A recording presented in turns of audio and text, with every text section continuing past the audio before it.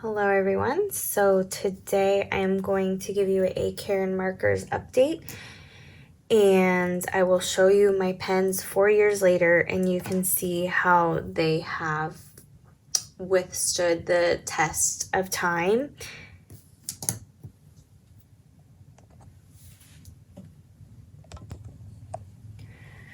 So I have been a huge Karin Markers fan ever since I received my first set, which was in 2018. And also, this video is not sponsored in any way. This is just my honest opinion. So first of all, these Karin Markers are super versatile, and I've always been able to use them on so many different projects, and the colors are always super vibrant. And one thing that deters people from buying these is the price point.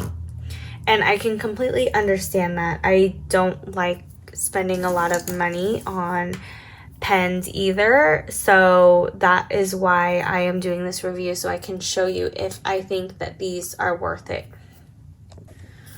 Okay, so I have had these for 4 years, as I have mentioned.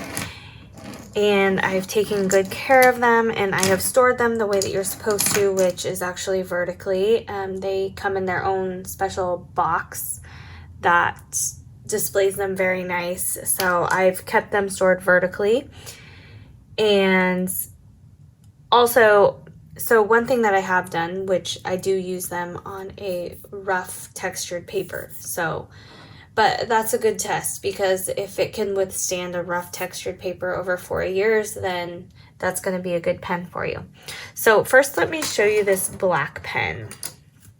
And this is my most used Karin marker. As you can see, there's hardly any ink left, but when you tip it this way, the ink, and shake it, the ink will eventually run down into the chamber. And so I can still use this pen for a long time. So I've consistently used this pen for 4 years. That's a long time to be using a single pen without having it fade or dry out. And you can see that there are literally just a couple drops of ink left. But when I write with it, I'll show you.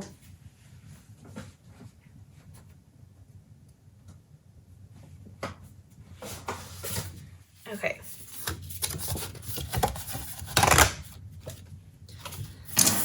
You can see it's still super vibrant.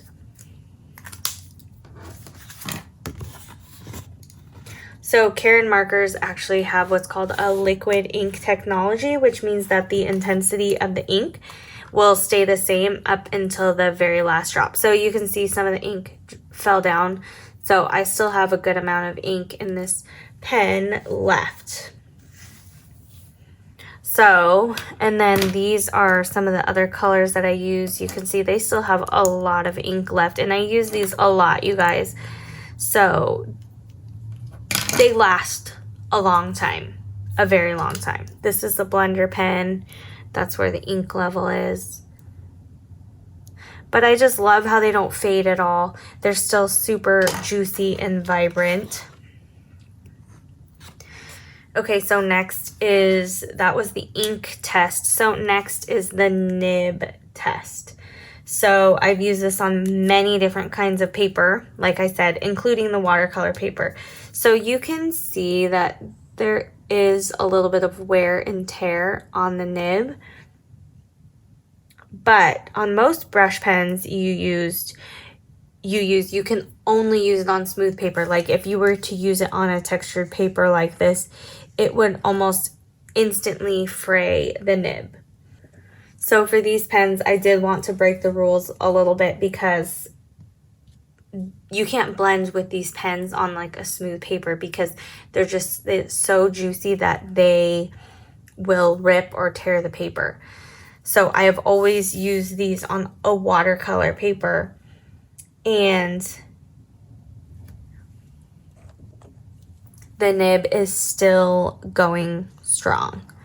Now, I will say that it's not as good as, fresh out of the box pen. Like, I'll get one that I do have a newer set, but I don't use that newer set until I'm done with these. So you can see these labels right here. These are the old labels, but the newer pens have the labels on them. So let me show you guys. Okay, so this is a new set that I have tucked away, but the new labels are printed on the pen cap, just like that.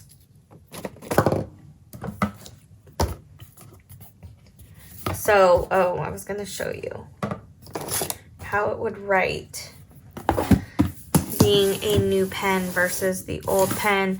So, of course, a new pen is going to have a more firm nib, like that. But this one still bounces back, which is nice because a lot of brush pens, if you push on them, they will still kind of conform to the shape that you have used to push on the paper, whereas this one doesn't do that. Of course, the upstrokes are a little bit thicker than what a new pen would be, but for 4 years, I'll take that. So those are the two qualities that I am looking for in a good brush pen. The ink, I want it to be super saturated and not dry out. And then also the nib. Is it going to bounce back after I use it for a little while? And I've spent, you know, $20 here and there on some cheap brush pen sets just to check the quality and see how they are. And the nibs will fray after a single use, and that's not really worth it. It's not really something that I want. I want something that is going to last me a long time.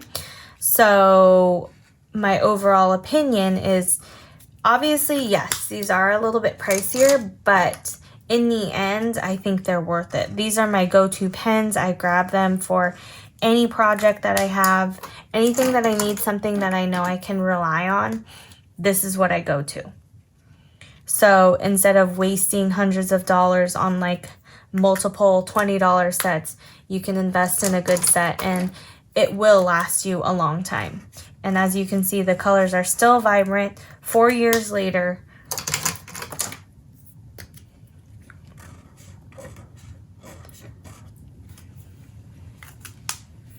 If you have any questions about Karin Markers, please let me know. I do have a full review on Karin Markers.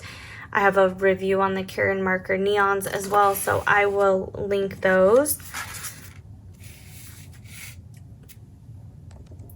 Thank you guys so much for watching, and I will see you in the next video.